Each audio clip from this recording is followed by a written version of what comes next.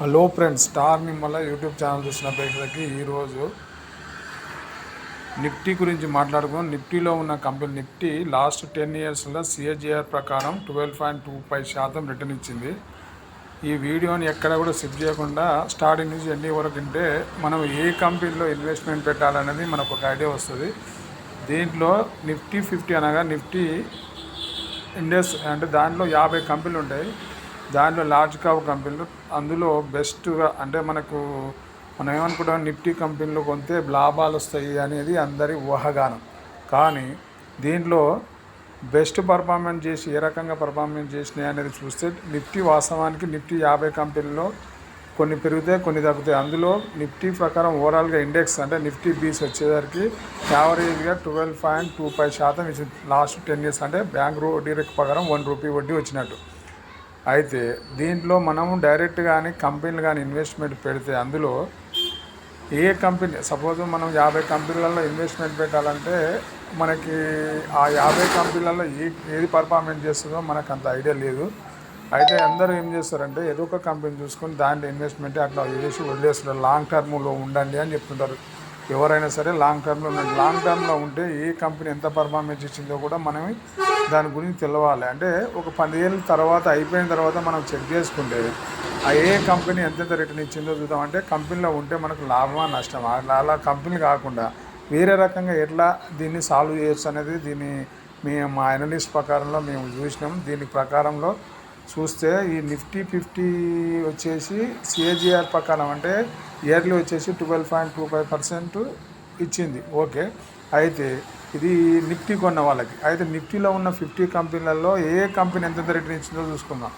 అంటే సిఏజిఆర్ ప్రకారం మామూలుగా 12% ఇచ్చిందంటే అది బెస్ట్ అన్నట్టే, దాని గ్రోత్ బాగానే ఉన్నట్టు. ఓకే, అయితే మనకి కంపెనీ వచ్చేసి ఏ కంపెనీ ఎంత ఇచ్చిందని చూస్తే ఈ అన్ని సిగ్నల్స్ చూడండి. ఫస్ట్లో ONGC, coal India, Sun Pharma, Hero Motor, ITC, ఇక చూడండి ఇండస్ట్రీ, ఇవన్నీ బీపీఎల్, సిప్లా, ఎస్బీఐ, ఈ కంపెనీలో ఏ కంపెనీ ఎంత ఇచ్చిందంటే మనం ప్రాక్టికల్గా చూద్దాం. ఒకసారి చూస్తే ఓఎన్జీసీ 1.50 అంటే సిఏజిఆర్ ప్రకారం 1.50 ఇచ్చిందంటే ఇది దీంట్లో ఉన్న వాళ్ళకి 10 సంవత్సరాల కింద ఉన్న అంతే, ఇప్పుడు ఉన్న అంతే. అంటే వానికి లాభాలు అనేది ఏమీ రాలేదు. ఓఎన్జీసీ కంపెనీ మంచిది కాదంటే మంచిదే, బెస్ట్ కంపెనీ, నవరత్న కంపెనీ అయినా బెస్ట్ రిటర్న్స్ ఇవ్వలేదంటే దాని అలా ఉంది. అలా పోయి మనం ఆ కంపెనీలో కానీ ఉంటే హోల్డింగ్ ఉంటే ఉపయోగం ఏముంది? 10 ఇయర్స్ కంపెనీ బాగానే ఉంది, ఫండమెంటల్గా బాగానే ఉంది. ఓకే, షేర్ పెరగడానికి లేదంటే చూడండి. అలాగనే కోల్ ఇండియా కూడా 3.89%. అలాగే Sun Pharma 7.45, Hero Motor 7.53, Tata Motor 7.80, ITC 8.18. అంటే టాటా మోటారు గత ఈ కరోనా టైంలో వచ్చిన అంటే బిగ్ రన్ వచ్చింది. అంటే దాదాపు ₹60 వచ్చిన షేర్ ఇవాళ 1100, 1200 తీసుకొచ్చింది. అంటే దాదాపు 20 రెట్లు పెరిగింది. ఈ గత 8 ఏళ్ళు 6 ఏళ్ళ నుంచి షేర్ అక్కడనే ఉందంట. అంటే ఈ షేర్ కొనుక్కున్న వాళ్ళకి ఈ కరోనా టైంలో కొన్న వాళ్ళకేమో బెటర్ ఐడియా. అంటే ఆ టైంలో ఇదే లో అని ఎట్లా గెట్ చేసాం అనేది నీ ఊహాగానం అంతే.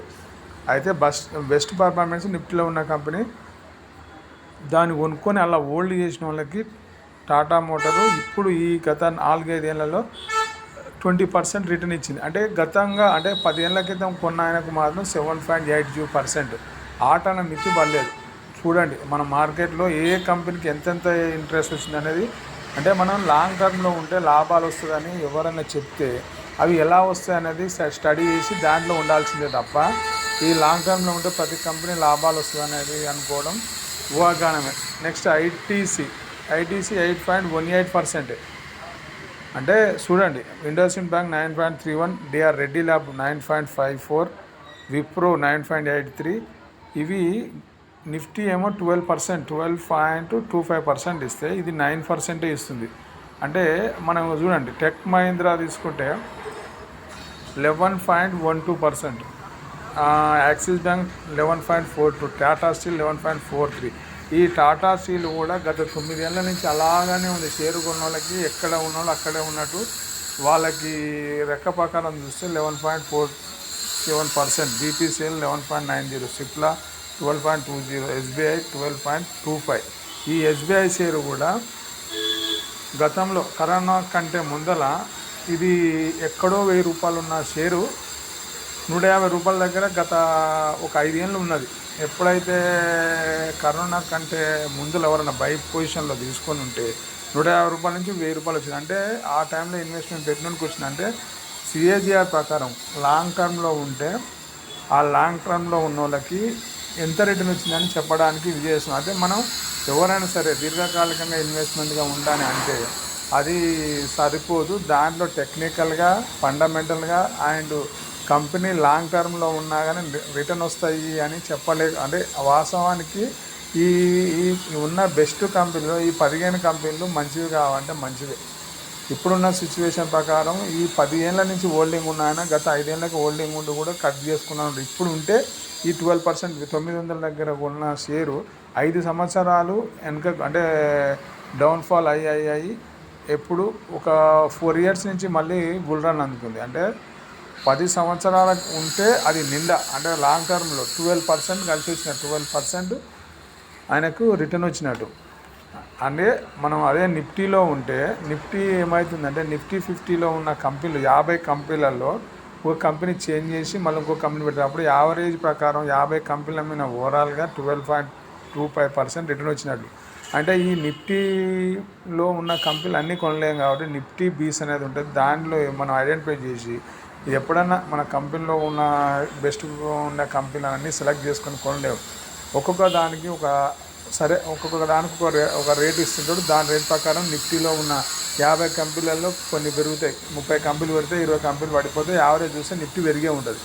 అంటే మనం పెట్టిన కంపెనీ మనం ఈ ఇయర్లో పెరగాలనేది ఏం లేదు. కానీ నిఫ్టీలో ఉంటే నిఫ్టీ ఉన్న కంపెనీలు పెరిగితే దాంట్లో మనది ఈ నిఫ్టీ ఉన్నది. అందుకే మ్యూచువల్ ఫండ్ ఇన్వెస్టర్ పెట్టినటోళ్ళు డిఐ కానీ ఎఫ్ఐ వాళ్ళు కానీ వీళ్ళకి లాంగ్ టర్మ్లో మంచి గ్రోత్ వస్తుంది. డైరెక్ట్ ఇన్వెస్ట్మెంట్ పెట్టేటోళ్ళకి ఎందుకు రావట్లేదంటే షేర్లు సెలెక్ట్ చేసుకోవడంలో చాలా కన్ఫ్యూజ్ అయిపోతుంది. ఇందులో దాదాపు 5,000 కంపెనీలు మార్కెట్లో లిస్ట్ అయితే నిఫ్టీలో ఉన్నాయి 50 కంపెనీలే. ఆ 50 కంపెనీలో కూడా బెస్ట్ అనుకుని సెలెక్ట్ చేసుకున్న కంపెనీ కూడా పర్ఫార్మెన్స్ చేయలేదు. అంటే వాస్తవానికి ఈ కంపెనీలలో ఏ కంపెనీ కూడా ఇంత % తక్కువ ఇచ్చిందంటే మనం లాంగ్ టర్మ్లో ఉన్న ఉపయోగం ఏంది.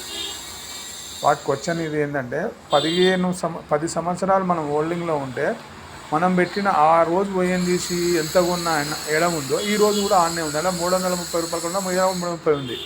ఎక్కడికి ₹50 లో వచ్చింది.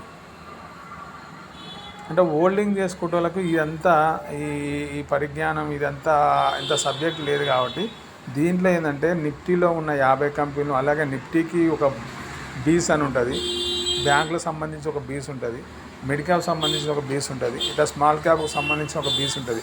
ఇలా మల్టిపుల్ కంపెనీలు 50 కంపెనీలు ఇప్పుడు నిఫ్టీలో 50 కంపెనీలు మొత్తం కలిపి బీస్ పెట్టినట్టు 50.